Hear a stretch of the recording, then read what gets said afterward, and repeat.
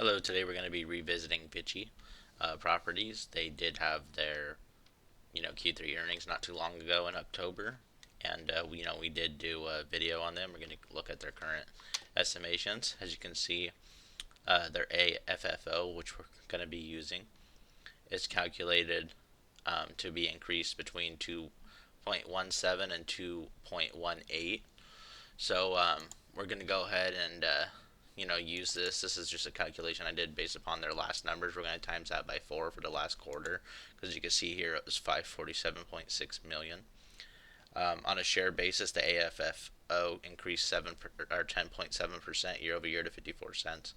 Total revenues in the reported quarter rose 20% from a year ago. So the shares of VICI properties rose 1.09 in the trading after the bell, which was reported when they did earnings. As you can see here, though, for the total revenue was 904. Like we said, it was 20% increase. Look at the EPS, 0.54 compared to 0.34 for a year ago. It was a surprise beat.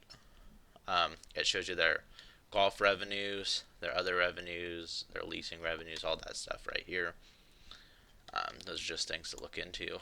If you come over here, you can see that their shares outstanding are increasing, but that's how REITs do, get funds to fund future properties.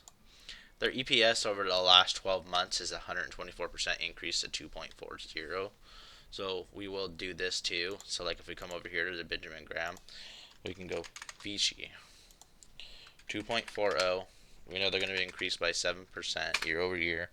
So as you can, PE, no growth, what a 30. So it's about there, but we'll see what they're trading at. For theirs, assets and liabilities, total assets, they increased 14.81%. So we'll put 42832. We'll go over here to the NAV. 4342832. Come over to the total liabilities, 18296. So 18296. Outstanding shares. Well, let's look at their cash on hand real quick. As you can see, it declined. Long-term debt increased by 21%. So it's increased a lot since 2019. Those are things you want to look into if you want to invest in VICI properties. Come to outstanding shares, 1014. So their net asset value is $24.20, a little bit over their current trading value. But if you do come over to their revenue, as you can see, it's a 55% increase over the last 12 months. So that's insane. That's really good. But the quarter, 20%. So they are so we're going to go off AFFO growth, which we saw was 10%.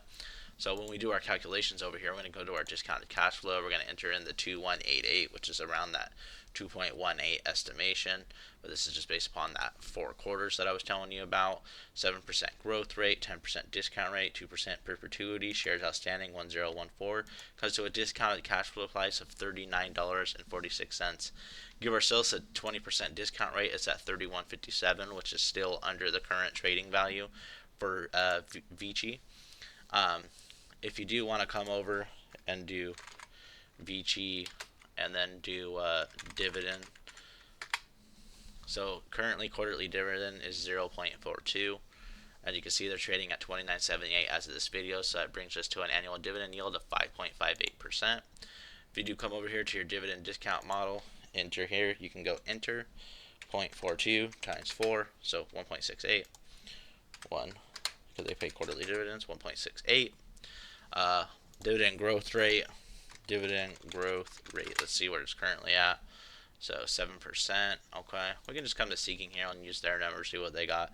Forward dividend growth, they're still doing about 7%. So we'll go ahead and use 7%. Give ourselves 10% discount rate. Okay, so then we're going to come to a trading value of $59.92. So if we come to our final valuation, 59, we'll just put in 59, and then we'll put in 39.46,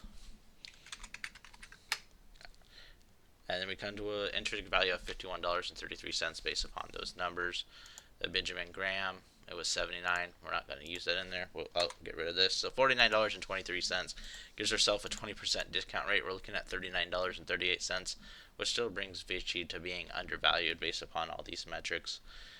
You could even argue that this is a conservative growth rate because they are growing by 10%, but we don't want to be caught off guard, and we are using a 10% discount rate. Dividend discount model, we're using a 10% discount rate based upon growth rate of 7%. As you can see, they're 3 years, 9%, so they do grow this a lot.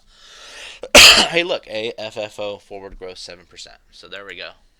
These are the numbers that we came up with, and let me know what you think about VICI. Thank you.